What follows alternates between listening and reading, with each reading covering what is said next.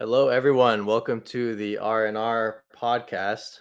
This is rest and recuperate time with Ryan and Ricardo. We get into meditation, spirituality, Buddhism, energy work, and everything that's related to that. So, Ricardo, how's your Sunday? Pretty good.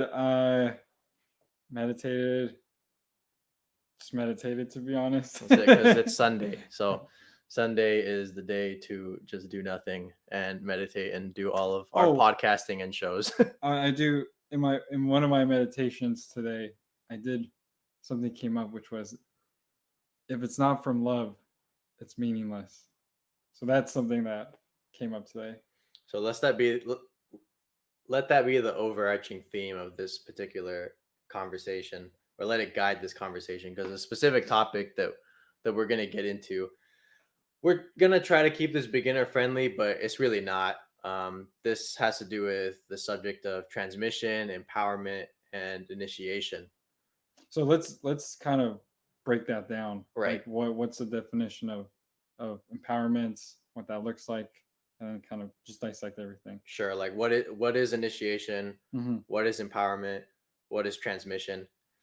And the reason this is an important subject is because when you get into certain kinds of Buddhism or certain kinds of esoteric practices, there's an agreement that you make with the teacher, with the lineage, for that specific practice. And some of these things are not explained very well to Westerners. You're not exactly told that this is what it is and this is what's happening. Because, of course, the most people and most masters or teachers that are presenting this, it's all for saving sentient beings and propagating and spreading the dharma. But when we learn more about the intricacies of some of these things, Mm-hmm. it can be surprising or even alarming to Right. some of us. And the main reason we're talking about this is because we've been asked about it over the years, and we did a Instagram live a few months back, and this specific subject was the one that we got the most feedback on. A lot of people messaged us afterwards and said, "I had no idea that was the case. What are you guys even talking about?" So, for example, we'll start with this. One of the things that a lot of people don't know is that a mantra is basically a telephone number to the deity, the lineage, or the master that blessed it. What does that mean? So let's say you're in a specific meditation lineage and you get a mantra, and the teacher tells you, okay, use this mantra. It's gonna calm your mind. It's gonna make your mind still. That's because that's an easy answer, and that is true. By using a repetitive sound or a repetitive sacred word, the mind becomes calm. The mind becomes still, and that's the whole point of meditation. What you're not told and what is not talked about openly, or at least it's not surface level information, is that that mantra has been blessed by a specific deity, a person, or a master, and that blessing is what gives it power. So, for example, if I just create a word like a blah blah blah, right, and I tell you to practice that in meditation, you'll get the effect of quieting the mind by using a repetitive word. But the effect on the energy body and a deep, profound effect on consciousness wouldn't be possible because that mantra wasn't blessed. Mm. When the mantra is blessed by a specific master or a specific deity, it has a specific power and a more profound effect on your consciousness and on your path. So different mantras have different effects. For example, there's some mantras that people use for wealth. There's some mantras that people use for healing, like the medicine Buddha mantra in Tibetan Buddhism, that specifically connects you with a deity that helps with healing ailments, a specific Buddha that is for that particular problem. All of this stuff about mantras, when you're doing Kundalini yoga or when you're doing specific practices, those mantras are supposed to be used in tandem with specific postures and movements for particular effects. They have specific functions. That's the thing that is not so openly talked about, at least when, if you just open up a book and there's, okay, there's this mantra. Yeah, it's for health, but how does that actually work? Why is it that when you say the Tara mantra, that obstacle you're able to overcome obstacles? Why is it that if you say the Ganesh mantra, you're able to overcome obstacles? Why is it that if you say Sama Arahang, you're able to overcome obstacles? It's because the deity that is behind the mantra gets involved and helps you overcome the obstacle. So yeah, it's funny because people get into these groups. You can either go join a Buddhist group, a Christian group, a secret society, all anything, and you'll be tied to this lineage at a certain point. At a certain point, you'll have transmissions or empowerments that connects you to this lineage. For example, take for example Theravada Buddhism. The moment that you start doing either the practice, or some people don't even know how Pali is. They don't know what the meaning of certain things are.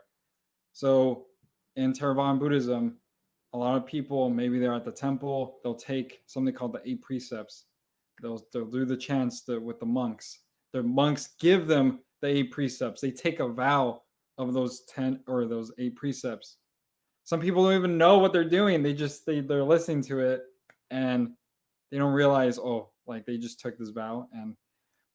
And that's just on a very surface level of when you take up a certain initiation or a certain rite. Other groups, some one that we were involved in, which wasn't bad. Yeah, and No, neither was the Theravada no, example. none of these are bad. Just more of a clarifying before you get into these groups on what to consider.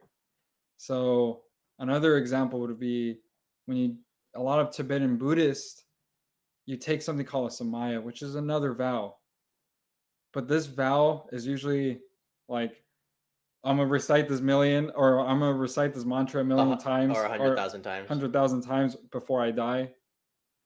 And if you don't, there I, could be I'm, specific consequences. Is that just a I'm, skillful means for the deity and the lineage to get you to practice, or is there actually a consequence? So from what we've heard, there's actually a consequence for breaking Samaya. There's negative karma that's generated.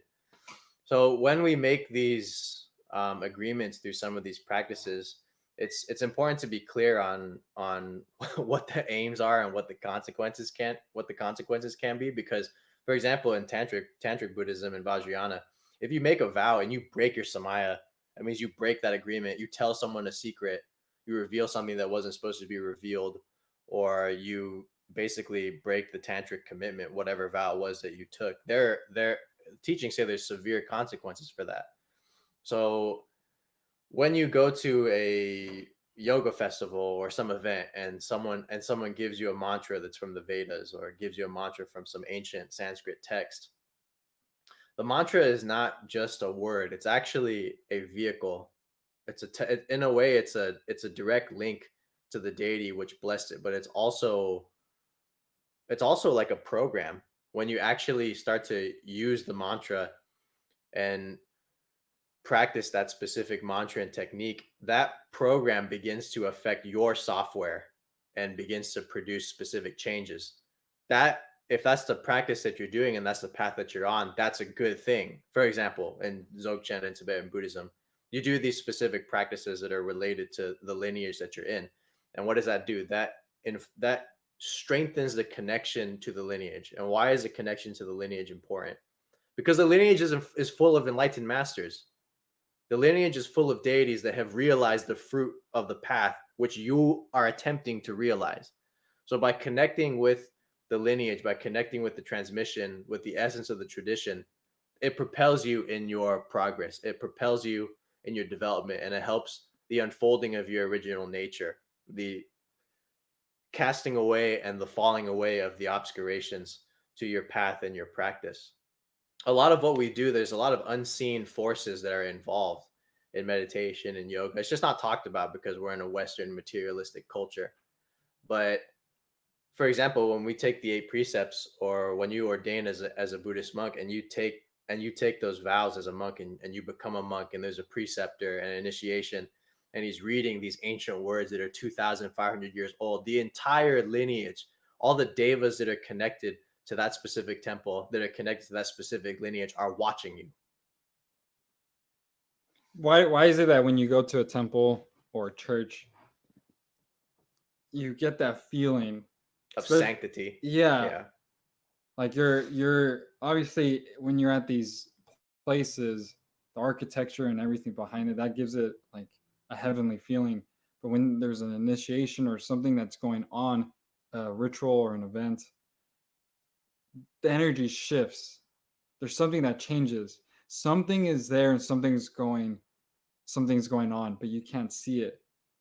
You can feel it, but like what Ryan was saying, there's these specific devas, deities that are there watching, guiding, helping. helping. Yeah, So, kind of going back into what Ryan was saying with meditating, when you have that specific mantra and you say it and say it and say it, and you do it properly, you're not just saying it and then just with unmindfulness. Yeah, anyone can say Samadahang. Anyone can say Om Mani Padme Hum. But when you practice it and you build that relationship with the deity starts to help you, guide you, protect you. And in these practices, at a certain point, if you're doing some sort of deity practice, the deity will show up one day. you become inseparable. There's really that's the thing. That's a secret though. A lot of people think when you see these tapestries and these paintings, it's like it depicts the deity or the practice. Even the practice of meditation, you think it's separate from you. I'm the one practicing. These deities are separate. At a certain point, there's no separateness, and that's the point of the practice, or one essence of the practice. Yeah, to become the object of attention. So using the mantra, connecting with the masters, we eventually come to a place where we realize that we're in the masters and the masters are in us. There's no separation. I was having a conversation with a friend who does yoga, and I told her, the thing about path is really that at the beginning, you've been doing yoga for a couple years, you've been doing some meditation, you're still very convinced that you're a person in time. And as that progresses and as your true nature unfolds, you realize that that's false. That you and I are separate people, and that you and whoever is watching this, that we're separate individuals. uh that that perception eventually falls away, Mm-hmm. because it's actually a more coarse level of level of perception and insight and understanding. So in the beginning, we bow to the Buddha, and we bow to the Dharma, and we bow to the Sangha, to the Triple Gem, and we see these things as complete externalities. And at some point, we realize that there are no externalities. There never were externalities. Everything is inseparable, and that is one of the insights. That is one of the lived experiences that comes about through meditation and through cultivation. But some of you may be wondering, what is initiation, What is empowerment? and what are empowerments, and what is transmission? Because those three things are different. Initiation is in all kinds of lineages all over the world. It just means you undergo a ceremony or a rite, and because of that, you have specific permission and responsibilities, either to the lineage or to the practice. So I think you could give a good example of what an initiation is. I mean, you can have Native American cultures, like you're saying, all these different sects and cultures have initiation. So one would be you you go, there's a speech about the practice or the lineage, then there's a ceremony that goes on afterwards. It could be with uh there's just a bunch of things that could happen. Like it's you may have a photo of yourself, for example, photo of yourself or who you think you are, and you throw it in a fire. That could be a simple initiation into the order or to the sect. For Buddhism, it's if you're gonna initiate into being a monk, Shave your head, shave your give head, up your possessions. give it up, Yeah. wear the robes. Now you've been initiated into this monastic order. So that's the simple definition of what initiation is, and it can look like many things depending on the sect. Yeah, and it can also mean being initiated, opened to a specific kind of knowledge, a specific teaching, or even a specific deity or spirit. So this is not a thing in Buddhism, but in some of the Western traditions, when a person becomes initiated as a magician, for example, they're given a specific spirit to Mm. work with, and that's a thing too. When people join orders, different societies, there tend to be initiations, and in those initiations, there are commitments that can be made and connections that can be made with specific Oh, deities or specific spirits that that you might not necessarily be aware of. so yeah, that this now we are getting into something interesting. So when you join, like we were saying before, you join any group, you're connected to the lineage. Doesn't matter what religion, what sect. But if it's somewhat of a group that may have ill will or ill intent, there can be certain beings and deities that aren't so benevolent. Hmm. And that's a problem that people may not know about. That you may join this group and it may feel good, but at a certain point, things may change, things may alter psychologically, physically. So it's really important for you guys to understand that before you get into any practice or any group, to kind of do research, understand it. But also, if you obviously you feel a connection to it, you feel a connection to it, and don't ignore that either. Yeah, if you are being drawn to something, oftentimes it is a part of your path, whether the result is good or bad. So, and a lot of the things that we do in this life are just repetitions or further developments of things that we've done previously in previous incarnations or in other places and other times. So that's a thing to be aware of as well. But with the specific, for example, initiation in Vajrayana or initiation in esoteric Buddhism, there's this concept that the guru initiates you into the mandala, the dimension of the deity, and the guru is actually the representation of the deity. So one thing that's not it's not I wouldn't say it's secret knowledge, because if you just learn about the astral plane, or if you've ever read about theosophy or some of these other works, it's commonly known that the material dimension is a manifestation of the subtle planes. So the different spiritual groups, the different masters, the different traditions and techniques that you see are actually manifestations of a more refined reality that is not actually perceivable on this particular frequency, on this particular plane. So the group that you see and the teacher that you learn from and the transmission that they are giving is emanating from another place. So, so let's talk about transmissions. Hmm. So, for me, from my understanding of transmissions, is it's it's it's similar to empowerment, but transmissions would be more of a direct. It's almost like a blessing. It's a blessing so you can get a taste of what the practice is about.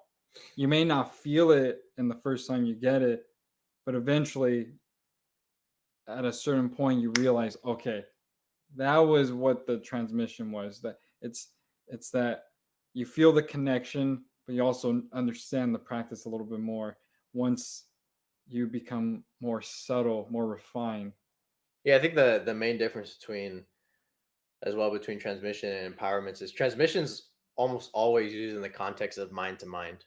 So the guru, you have a awakening to essential nature or to the nature of mind in the presence of the guru while he's giving the transmission. So Right, you right, have an exactly. awakening, right? Yep. But empowerments are more like basically permissions to do specific practices. So let's say there's a deity or spirit or a deity that the guru has, um, that is a part of the lineage that the guru is connected to. And if you did this specific mantra, if you said these specific words, there would be no effect. But as soon as the guru gives you permission to do it, the deity recognizes you, and then you get the effect. So Says, okay, you say this mantra 200,000 times. I give you the empowerment. I've given you permission. Once you hit 200,000, the deity will just do whatever it says it's going to do So it's in like that specific a text. contract. But if you didn't have the empowerment, you wouldn't be able to reap the benefits of that specific result or that Mm. specific fruit. And I think also with transmission, this is something that we talked on. When a person starts to work with the transmission of a specific lineage, no matter what it is, there's karmic and energetic seeds that begin to develop that are basically implanted in the person's physical body and in their subtle bodies.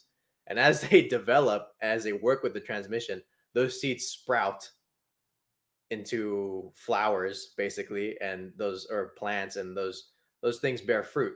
So what happens is that when we're working within a specific tradition, you don't know initially that you're literally being reformed, that your energy body, your consciousness, your physical body, your subtle bodies are changing as a result of the spiritual work that you're doing. Whether this is talked about openly or whether it's talked about or whether it's not talked about, this is what happens. So Ramana Maharshi, he wrote many either spoken verse or wrote many songs about Arunachala, the mountain that he experienced his awakening at. And he always talked about the holiness of Arunachala, and that Arunachala was the heart of the self. So Arunachala is just a mountain, and there's mountains over here, in the San Fernando Valley, and they don't have all these spiritual pilgrims go to them every single year. I'm sure there's some spirits and devas on them, and they have some geomantic frequencies that they're releasing, and it's good for your health to go there, right? And go and be in nature. Okay, that's very different than Arunachala. So Arunachala, the reason it's holy, the reason it's sacred, the reason people wake up when they go to the mountain, or the reason people have all kinds of mystical and spiritual experiences there, is because of the deities that are in the mountain, or that surround the mountain, or that are connected to the mountain. And then when you go to the mountain, you enter that dimension, whether you know it or not. You're there physically, you're going to Ramana Maharshi's place, you're checking stuff out, watching a guy chop vegetables, looking at the goats. But what you don't know is that this entire spiritual experience is happening on an unseen level. And this is the same thing when you if you go to, for example, the Great Setia at the Dhammakaya temple in Thailand, there's a statue of like a million Buddhas made of pure gold, and all these Buddhist pilgrims circumambulate it year round, all the time. It's an incredible place. And if you're sensitive and you've done meditation, you can sense the energy and the power that's there. The reason these places have power is because of the deities and the masters that reside in them and that have blessed them. And that's why people have transformation when they go there. Just a regular statue of a flower isn't going to have power. But if that statue of a flower has been blessed to have a specific frequency, a specific energy, and then you touch that energy and that frequency begins to mesh essentially with yours. It or begins to affect you. or when people just go to these places, even if you're not sensitive to any of these things, there's those moments when you go to these places and it's just like a quick mindfulness or a quick awareness, a quick calmness. It's maybe very subtle, but even that, even the results of that says a lot. But many people think logically. It's like, oh, I went to a temple. There's just something about this. It's just, the ambiance, everything. But it's much deeper than that. But one reason why this isn't talk about is probably because it doesn't need to be focused on. It does, yeah. It's not absolutely necessary to know about. And the other aspect is, it's when you're practicing meditation, the res you're it I wouldn't say these things are the point of practice. You're not Who cares about seeing deities and all these things? It's nice, but I think that just comes as a byproduct, just as relaxation and awareness is the byproduct of the practice itself, of path. I don't know if you would agree. Yeah, I think that one of the reasons that these things are not talked about particularly is that people can start to fixate on them. Well, yeah, Yeah, and start to crave them and be like, oh, I'm gonna say this mantra, and then I'm gonna wait and wait and yeah. wait until the master appears or something like that. But And the point of the practice is not to wait for some external thing to appear. The mm, point of the practice is to have your true nature unfold, right. to realize the origin Well, that's why of essence and life a lot of these practices for were freedom. secrets for a long time. Even regular Buddhist practices were a secret for a Mm. long time.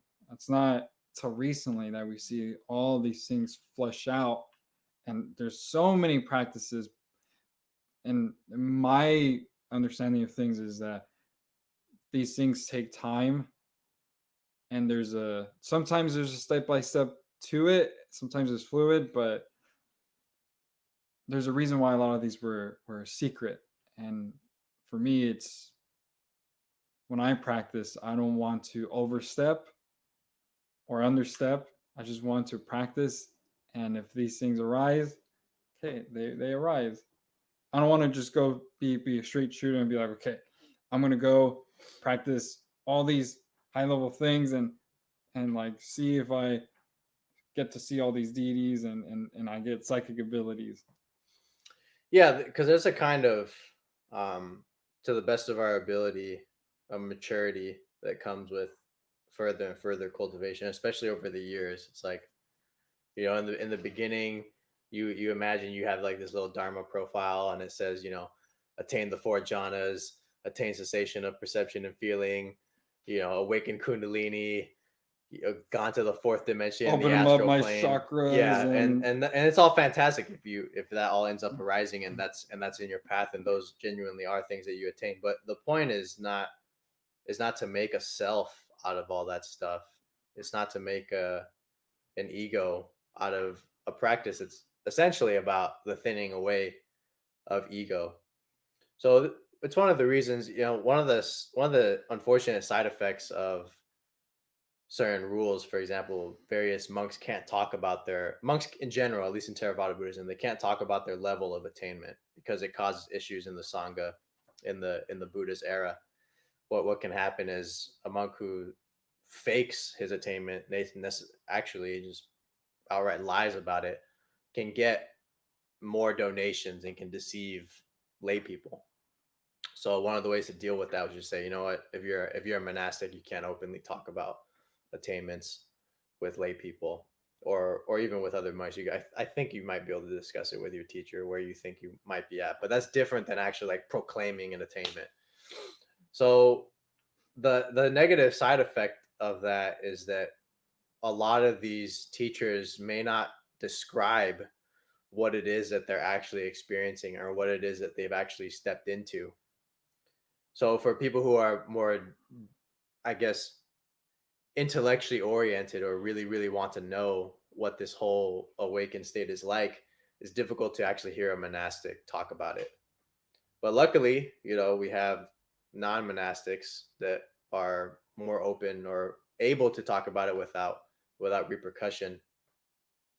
But of course, we get into the problem of, people claiming attainments and assuming finality. And I think a lot of real, just kind of like boyish behavior that boyish. boyish, yeah. Because of course, I rarely see women, claiming to be arahants. It's always some Westerner, either it's always some Westerner or some Asian guy that has been Westernized essentially. He's Asian, he can say that. Exactly. But back to transmission particularly. When we're talking about the transmission in Zen and when we're talking about transmission in Dzogchen, for example, this is not a concept in Theravada Buddhism at all. So it's only in Mahayana and in Vajrayana, and outside of that, in Hinduism, it's a thing. There's a concept of Shaktipat. The guru gives you an energy that stimulates or awakens the Kundalini in a person.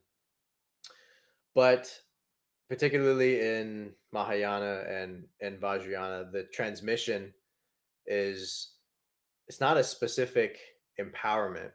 It's like it's like being given the keys to the door of the lineage. So now that you have the transmission, you're able to do this practice, and it will further lead to unfoldment and discovery of your nature, of your essential or deeper aspect of your nature and of your mind. And if a student is very ripe, when a when a person is in the presence of a teacher that is established in this presence, in this awakened state, just the reverberation, just the frequency of the whatever is emanating from that person can cause an awakening in that individual. Or for example, he gives the student a specific practice. There's the story of Papaji having come to Ramana Maharshi, and Ramana Maharshi tells him to investigate his own mind, tells him to use the word, investigate that which does not come or go.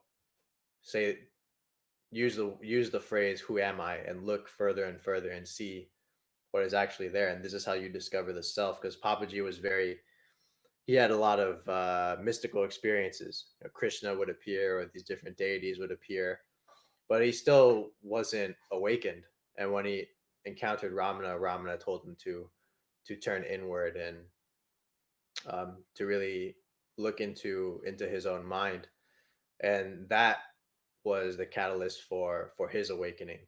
So it wasn't just the instruction, but it was the presence of the teacher himself. If I said that to him, it may have meant nothing, but coming from Ramana, it was coming from a very transcendent place. So, but yeah, the guru and the master is literally the manifestation of the transcendent dimension. Is the manifestation of the unseen, manifestation of the fruit, essentially. So that's why in Mm. in Vajrayana they say that they can say that the guru is essentially more precious than the Buddha, than the triple gem, because without the guru, you're not able to enter the dimension of the triple gem. You're not able to understand the teachings of the Buddha. But the guru, if he is enlightened, if he is awakened, he is a manifestation of the teachings. He is the manifestation of the triple gem. Yeah, I forgot how they do their sort of triple gem. I know it starts with the guru. I believe it's a deity, or no, Yeah, the it's Dharma. like Guru Deva Dakini, Oh yeah, Guru right? Deva Dakini. Yeah, which means Guru and Deva is protector, and then Dakini is the, The the female female, yeah, version of a kind of of a deva protector, or exactly. deity. So yeah, I feel like what you were saying, I think, is to sort of wrap things up. I think the guru being the emanation of the teaching is important. Hmm. When you find a group and you see the teacher and you actually experience the teacher, really try to not only examine him or her, but is this the practice you want to be doing? Is this the person you want to be honoring, showing reverence to? Because they're going to take you, they're the ones taking you to as high as they can take you. Okay. And we're blessed to have Always had great such teachers, a variety of great teachers, communities. and it's just, and we trusted them, and we really honor them and show reverence. And it's not about showing, what's the word, reverence is such a, it's different than just having this, oh, I worship you. Reverence is the honoring of them and what they've done, and doing something similar, but not the same way. We're not trying to copy them. We have our own path. Reverence is understanding, this is the path, this is the practice. I'm going to honor it, practice it as best as I can. Full faith, full effort, all of it. So, any lineage that you attend to, one, guru, two, practice, three, is this the path you want to walk on? Yeah, that's a great point, because if you're not clear on what you want, and this is just as important in life as it is in spirituality, if you're not clear on what you want, then you'll end up buying into what other people want for you. So you may be a person who's bent on enlightenment, and bent on Bodhi and interested in final release and realization. But if you're following a tradition that's not aimed at that, how is it possible that that's what will arise? How is it possible that you'll discover that? So whatever practice that you do, and the reason I mention this is because it's common to get involved in groups that are involved in things that are not dharma, Mm. things that are not path. It's If psychic powers, all these different things, there's so many side effects that happen as a result of cultivation, and and people can make paths out of side effects, mm. and that leads you off from the main goal. There's a reason that in the Buddhist monastic rules he talks about things that are not appropriate for people, for monks and nuns in the monastic community. Why? Because they end up taking time and they distract people from the main practice. So, for example, it was listed that as a monk, it is inappropriate to go into the graveyard and summon the goddess of wealth. That is actually a rule. One, that implies that there is a goddess of wealth, which is very interesting. Two, it means that it was common for people to go to graveyards and do this sort of thing. And three, it means if you're bent on enlightenment, and especially if you're in a community where you're being given food because of your pursuit and teaching of this path, that's an inappropriate thing for you to do. And that if you were found in a graveyard doing that, and then someone at the layperson went and told the community that you were doing that, oh, it would be it could cause problems, right? So, and it doesn't mean that I'm against, if that's in your path, if you're a magician and you're into spiritism and you want to explore those things, that's I can't say that that's evil, because what it depends on is your intention and what you're really connecting with. But I will say is that when you're dealing with things like that and things of that nature, people can go that way, because it's not the same. In my opinion, it's not the same. Like, I don't want to use the word clean, but for example, Zen, Theravada, Advaita, Vedanta, a lot of these traditions just have to do with mind, contemplation of mind, understanding mind. It doesn't have to do with summoning spirits and things like that. So when we start to work with entities and connections and deities and offerings, there's a whole package of consequences that can happen. If you're ready for those consequences, that's fine. If that's a part of your path, that's great. But there can be consequences from working with specific lineages and specific practices, negative consequences, and I've experienced those consequences. So I can say this. I'm not saying this like as an outsider. I've done that stuff, and it's interesting. You could be doing a practice, you can get involved in a group, and you can internalize and justify. You can totally sidetrack the fact that your life is completely spinning out of control, and say like it's a part of the whole unfolding and it's a part of the practice, and it's up to your discernment and wisdom to really determine that. But like I said, but see or the like you said, we have to have discernment, and even Jesus Christ in the Bible said that we have to judge things by their fruits. A lot of people say that the temple I belong to is a cult. But I've been there for 10 years. I've done a lot of volunteer work. And from my personal experience, I could say that the accusations are false. I've been there, always been treated well. They have great intentions. They help so many people spread Buddhism all over the world. I've been in, I've been involved that in groups that were also called cults, and they were cults. So, you know, so it varies, and it's all up to discernment. and going back to something Oh, this guy's a great quote. All right, he made a great comment. Okay, thank you, Eric, for this. As far as I know, Buddha Gautama said the only psychic power, the only city worth cultivating is the power to teach Dharma. Boom. Fantastic. I love that. that is That because is. it's the ultimate aim. Like all these other things are, I'm not going to say they're distractions.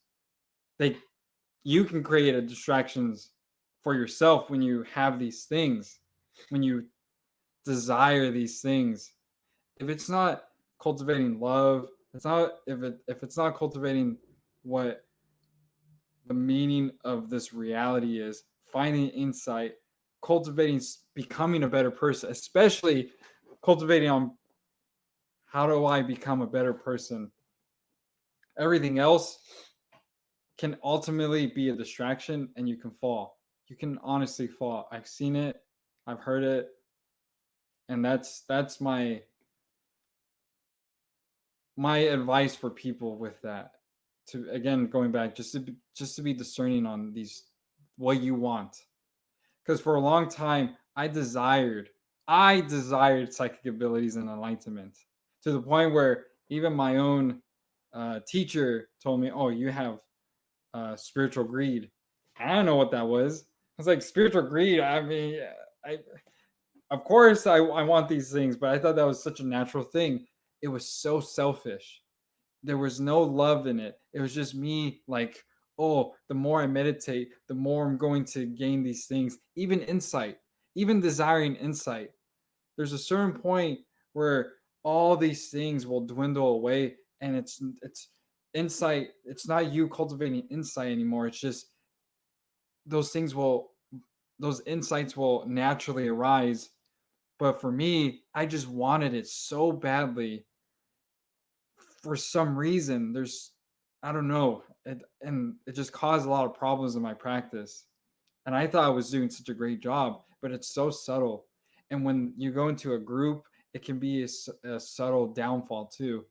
You may, like you were saying, you justify yourself, and somewhat it could be you and it could be other influences, either the group's influences or even the specific entities or devas influence that's in the group trying to influence you to stay there and justify it. So really, That's deep. Yeah, like the thoughts that you could be having are not even your thoughts. like They're it, not. yeah, you they could be an unseen entity, an unseen and whispering in your ear. it reminds me of people that are on drugs or are addicts when they come off of it. Always hear like, oh, that wasn't me. I don't know who that person was. That person Uh of who was a drug addict. That wasn't me. Yeah, that wasn't you. That's not who you are. These things were influenced. Oh, let's see what Eric has to say.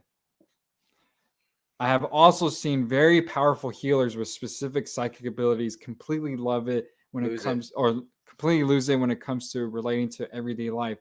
It's like they have a talent like music, but still very unhappy. And I have a good sort of example for this.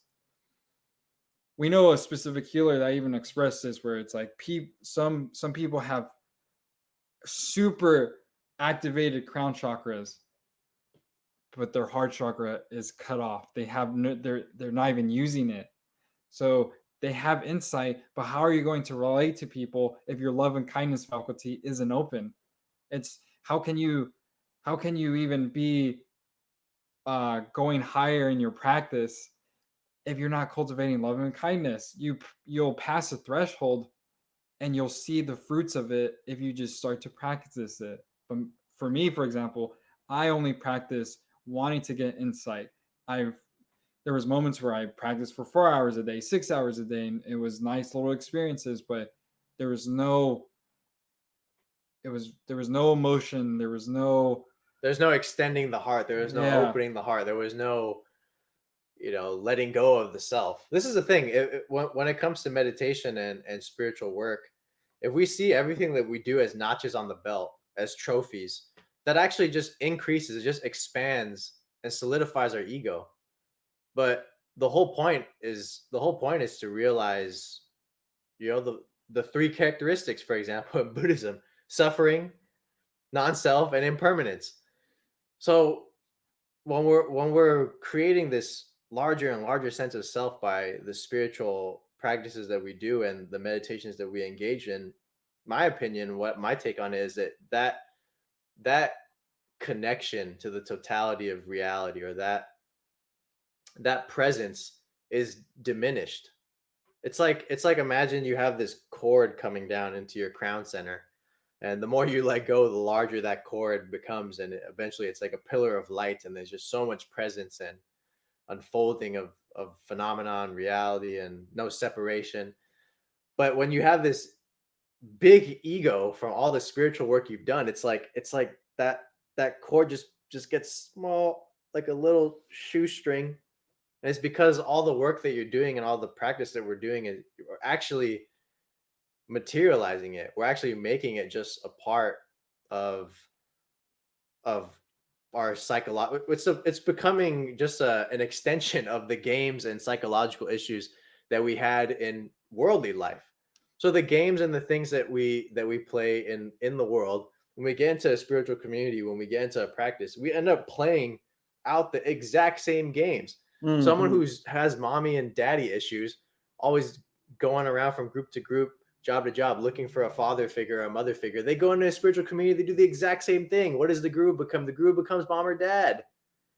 And then the guru doesn't give you what you want. What do you say? You curse the guru and you say all these horrible things about him. But the thing is, guru is not our parent.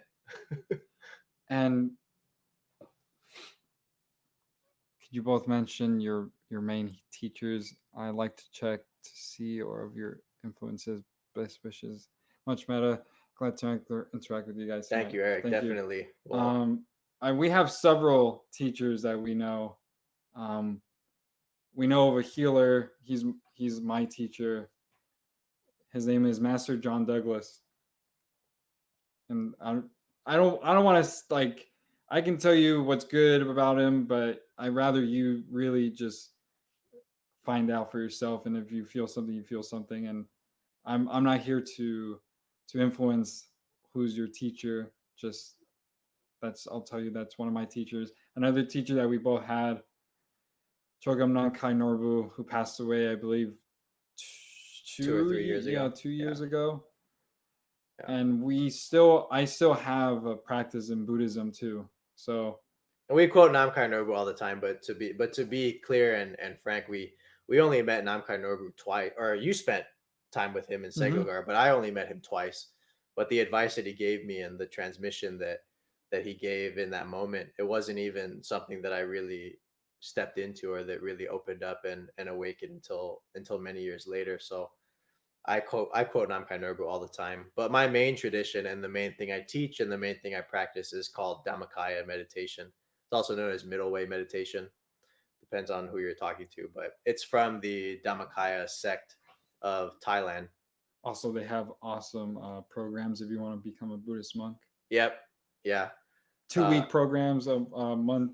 What you know the programs much Yeah, you better. could go to Thailand and ordain as a monk for 2 weeks, or you could stay for 3 months if you like. And I think some of the different satellite centers around the country do that, but the whole 3 month program, to do it for 3 months or for 4 months or even longer, you'd have to go to Thailand. But it's definitely available. Yeah, and And we were both monks before under that tradition, and yeah, it's worth it. it's awesome that Dhammakaya was really where we got our spiritual, just the spiritual boots on. We just went to the temple here in Azusa, and I brought Ricardo, and we met our friend and teacher, Taoist teacher Bruce Sun, who I'd actually love to have a conversation with That'd on be here. By the awesome. way, he's freaking amazing. And yeah, that was the beginning. So um, yeah, with Bruce and that whole part of our journey, we just met all kinds of different people, and Bruce was a very advanced practitioner, literally a Taoist master. And he was ordaining as a monk because his Thai friends just begged him to do it, Right. and they wanted to support his ordination and get the merits for it. So Sorry about that. So do any other teachers that we know? Honestly, this is some good mentions that we're not. I mean, we just adore these teachers, if anything, and they're all passed away. You have J. Krishnamurti, Ramana Maharishi, Maharshi. Maharishi, Oh, and Maharishi. yeah, and Yeah, yeah. Maharishi from the TM. TM, Yogananda. Um, do you have any more? Yeah, I have my favorite Oh my yeah, favorite our teachers. favorite Buddhist teacher, Who's your favorite Buddhist teacher? Oh, um, Nanhua Na Chin. Huan Chin. Yeah, Nanhua Chin is amazing, amazing. So I would say my favorite teachers are definitely the teachers, the masters of my tradition, right? Longpa Tamachio and Longpu Sot and Kunyaya Chan. These are basically the main masters of the Dhammakaya lineage. And aside from that, I love UG Krishnamurti. I mean, dude, you would think like if I like UG Krishnamurti that much, I would not be Buddhist. I would just not be into that. But he's very, yeah, he's just absolutely spiritually crushing. UG Krishnamurti, Jed McKenna, um, Master Nanhua Chin, and William Beaudry. 100%. They're incredible. Very cool. Thank you. I'm interested in being a monk eventually. How did you guys like that lifestyle? So, personally, it was easy. It's easy living that lifestyle for me. For other people, they may not like the rules. They may not like getting up early, meditating, chanting. It's very, it's very organized lifestyle that you go through. Especially in the beginning, it's kind of like military training. Yeah, Everything that you do is regimented. Everything you do is as a group. You sit together, you meditate together, you chant together, you eat together, you sleep together. and You wait. It's like that, but that's a good environment for people to get serious right, and really sit down and commit to the practice. And being a monk is in the begin. It's Ricardo and I have never been a monk. We've never been monks long term, so that's a thing to consider as well. That when you do it long term and you're a monk for 5 years, 10 years, 15 years, it's very different than having been a monk for less than a year. The longer you spend in monasticity tends to be the case of the more responsibilities you get and the more respect and basically reverence you receive. So a lot comes with that. And I have some of my best teachers were are monks. When I was in Thailand, I got to spend a lot of time with a specific teacher, a monk in the Dhammakaya tradition, and he's been ordained for 25 years. And yeah, he told me as a monk, there's lots of challenges and lots of obstacles to overcome, and many times you want to leave, and a lot of times people do leave. They leave that lifestyle behind, and but of course there are people who stay, and that's the lifestyle that's meant for them. The whole point is finding out what's really meant for us, what's really meant for you. I oftentimes I tell people I want to become a monk, and I would be so happy doing that, and it wouldn't be an issue because that's genuinely something that I really would love to do. But for other people, they just can't even imagine doing something like that. Like it's just, oh, I have no freedom, and I always have oh to yeah, like follow the rules. And I feel like I'm in jail. yeah, But like Ryan was saying, you'll if you explore that, see if it's for you, it's for you. If not, do the small programs that they have, or even just do the retreats. Go on a retreat. Go long term, short term retreats. I mean, you're basically going to live like a monk, but your only focus is meditating. But sorry, you're still dedicating yourself to practice. At least being a monk, you're dedicating yourself to not only the practice, but monk ethics, being like, oh, everything is about being a monk. The yeah, way you walk, the way you talk, the way you stand, just everything is organized in that way for specific reasons. And it's good practice too, because you get to practice the mindfulness in the external way as well. Mindful speaking, mindful walk, or mindful thought, all these things. yeah. Some of my closest friends, one of them who has a very popular YouTube channel, he's called Longpi Nick. Oh, Nick yes. Kemamahavong. I Mm-hmm. think that's how. Sorry, Nick, if I got your name wrong. Sorry, Longpi Nick. But anyways, yeah. So he's made a bunch of videos about what it's like to be a monk and that whole journey in Thailand, and it's fantastic. It just depends on what you're gonna be happy and contented doing. It's in the sutta. It's very clear. The Buddha said, in the life for a bhikkhu, uh, con, contentment is contentment can be a challenge. I just paraphrased him. Contentment might not come easy, but it's rewarding when it does come, and when a person is able to settle into that. And it's a personal thing, really. And if I was a monk, I'd be able to say more about it, if I had been one for much longer, I'd be able to speak more on it. But it's a beautiful lifestyle, and I have so much respect for the monastic community and the monastic tradition for everything they've given me. Really, I wouldn't be here talking about any of this at all if it wasn't for the teachers I had and the temples they built and what Dhammakaya was able to build and develop. They helped me so much, and that was just because they had a very disciplined monastic community. They really taught the Dhamma. They shared as much meditation as possible, and they had a mission, or they have a mission of raising the ethical standards and spirituality of the common people. So So Eric, it's 227 rules. So yeah, it's 227 I rules, feel but a it lot of feels them like are 1,000. but a lot of them are They're old. They're like rules. There's specific rules to like what it was like being a monk at the time and teaching. So for example, one of them I believe is you can't teach dharma to someone who's holding an umbrella, because it was considered disrespectful to be receiving dharma or teaching dharma in a situation that was not appropriate for that. So what's an appropriate place for dharma? In a meditation hall, the monk's seated here and the lay people are seated below, and he's giving the teaching.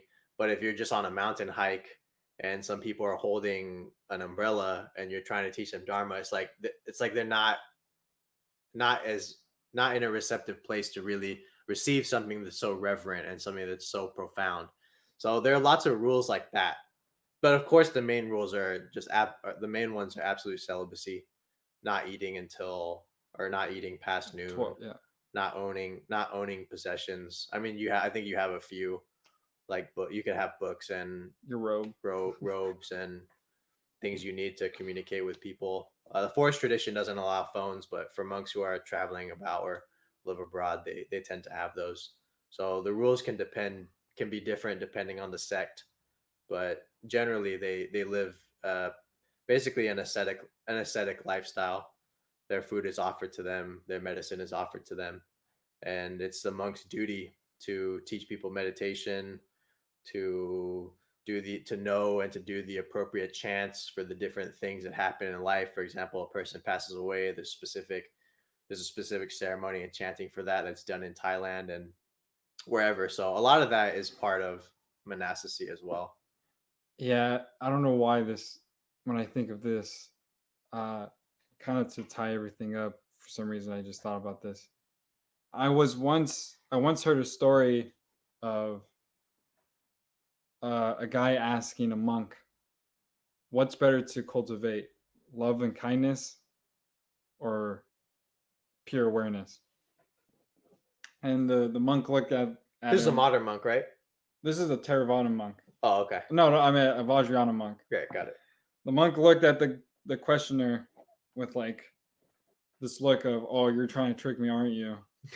Just I see you. And he closes his eyes for a second, opens them back up, and says, "Love and kindness." And for me, it's essential only because it ties everything together. It ties everything of your decision on if you want to become a monk, on your practice, on even dealing with relationships, obviously external worldly things, but in terms of your practice and what you want or what's for you, it just you'll see it becomes like this very intuitive, very graceful thing eventually. And I think for me being a monk, it was a no brainer. I didn't even think about it. I You're just like, actually yeah, let's did do it. it. Yeah, it was just Yeah. I did it. It was like a spark in that love and kindness part of myself. I just did it without thinking, and I find myself more than ever really being in tune with that wherever I go. And whereas before it was extremely the opposite, where it was like, okay, what is going to take me to the highest path in terms of enlightenment? I want the highest mountain and the fastest way to get to the Yes. top. 100%. Yeah. And because there's like these things in Buddhism where it's a step-by-step thing, like, oh, I can trace this and I can trace that. If I go from first jhana, then I go to second jhana. Okay. And I tried my best to get to each step. Didn't go so well. Yeah, yeah, and especially with with jhana or like these deeper states of meditation, those are very like there's a lot of self that is letting this has been let go of before that even arises, and especially in it. I had a guest on, Tina Rasmussen, the other week, and she's like, yeah, this whole notion that like you enter jhana, like you as a personality, as this thing in time and space with your stories, that goes into this samadhi. That's not what happens. Like this self really falls away, and it's, I mean, Ajahn Brahm calls it the art of vanishing, the art of vanishing into a samadhi, into a jhana, into a deep state of meditation. There's an ego thinning and a real dissolution that happens. It's not like this building up thing, which is what I perceived it as initially. Mm-hmm. That was like, oh yeah, I'm just gonna push, and then it's gonna happen. And it's the exact opposite. That deep meditation is non-doing. Deep meditation is like non-meditation. There's no sense of you that's doing it anymore. That's deep. That's deeper. That's a deeper aspect of meditation. So I mean, we can go about this for yeah, we'll do longer. that. Yeah, Like we could do that next going, week. those are concepts, and this is ideas and Yeah, non-self. yeah. So we But we will. Eric said, Yeah, yeah. Just leave that there. We're gonna leave your last comment there, Eric, and we're gonna close out. We're gonna close out the show for tonight, and we'll be back next week. I think we should just pick Sundays as our day to do it, because I do all my other teaching and podcasting on Sundays as well. So that works for us. And if any of you have any questions, feel free to email me, or to message me on Messenger, on Facebook. You can check out my website as well. It's ryanjburton.com, and you can subscribe to my email list, and you'll get future updates on R&R, and also guests on my show. And your website's done, right? yeah. Okay. So All right. you guys can go on my website. I'm gonna link all this in the bio, our Instagram, and everything. And we're gonna probably coordinate weekly meditations too for R Yeah, and yeah, R. we will. We'll So do that. it'll be exciting. Fantastic. Awesome. All right. Thanks, guys. Thank you. We really appreciate it. All right. See you next week.